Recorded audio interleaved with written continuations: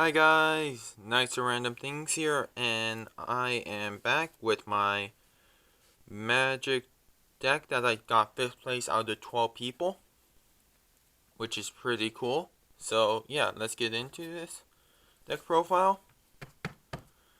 So this is an interesting deck. This isn't really a competitive deck, but I will tell you the matchups I played during the standard tournament. So round 1 I faced Cat Oven, lost 0-2. Round 2, I faced against the Bant Ramp deck and won against that, since I learned how to 2-0.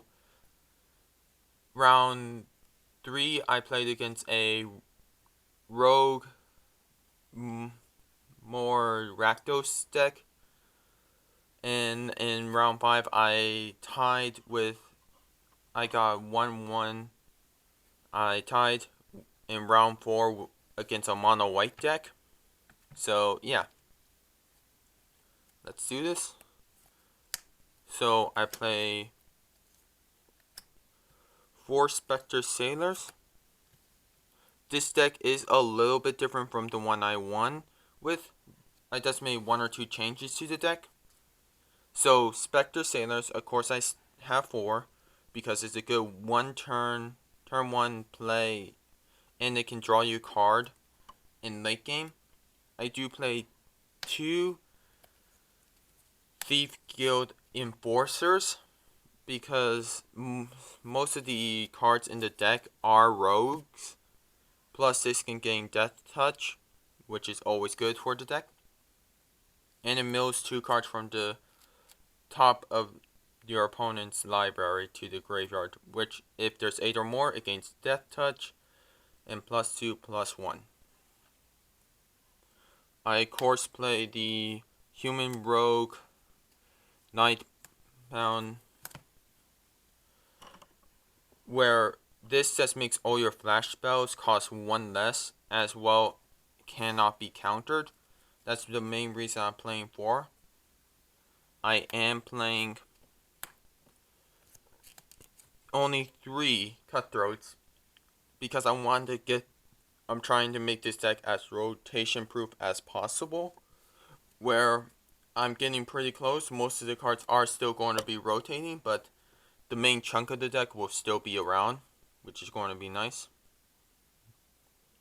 So I play 3 of the Black Lancer, the Human Knight, where when it enters, give a knight Death Touch and Lifelink, which can really help out when you're low on life and just kill a big creature. Of course, I'm playing 4 Slither Wisps, because whenever you get one play a flash spell, you replace that with another card and your opponent loses 1, which is really fun against your opponent, because you can just keep on gaining back value. And if you play 2 or more of them if you have 2 or more of them on the field, you basically gain 1 card. So you're gaining 1 value. I'm just playing 4 of these. At worst case scenario, you'll have another thing you can use to give another knight to give lifelink and death touch. At best case scenario, against a board wipe, draw a bunch of cards.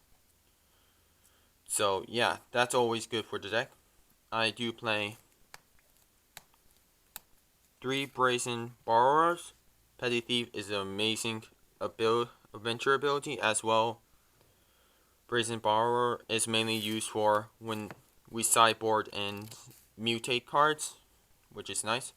1C Dasher Octopus, where I'll probably bump this up to 1 or 2 more. And I am playing a unique card in here. I really just think it's fun. Is the Shark that can counter a artifact or creature spell, which is really cool. And with the Cunning Hume, it can make it uncounterable, so it's basically a worse version of Dovin Veto, but you do get a 5/4 for 4 mana and counter a spell, which is nice. I play 3 ops. I'm probably going to bump this up to 4. 2 Essence Scatters to counter any Earl, main reason. Quench. Sinister 3 Sinister Saboteurs for the, well, just counter anything in Surveil. And E2 Extinction to get rid of Earl. And it's like this card's basically surveilling. So, yeah. That's the main deck. And here is all the lands. I play 1 Dismal Backwater. Probably going to replace this with either a Temple or another Triumph. 2 Temples. 3 of the Castle. Triumph. 1 Wandering Grave.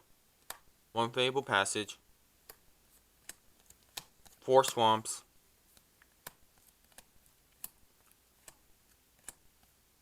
And 6 Islands.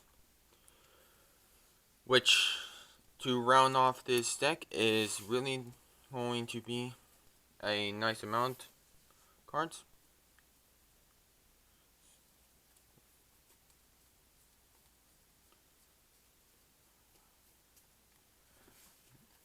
$15, $16, $17, $18, $19 lands, which is pretty low, I know, but for this deck, that's pretty good, because this deck has a unique ability, well, in just my opinion, that it can go aggro pretty early and go into control in later games, which is pretty helpful when you're playing against ramp, because you can attack them early and then control the board afterwards when you get a good foothold in. And onto the sideboard. I play an interesting sideboard, that's for sure. The Serpent, that's in case if you want to get a giant creature. The Dirgebat. 3 Pouncing Sharks, which is nice. A Negate, another Cutthroat. 2 Mysticals, another Negate. Noxious Grasps. And that's pretty much it. So, you probably get it. I'm just trying. Really, the main idea of this deck is to just keep on taking down Earl.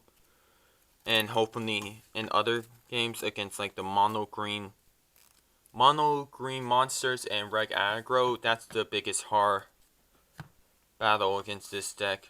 It's really just trying to get enough of a foothold in, because mono red is really hard against this deck. So, yeah.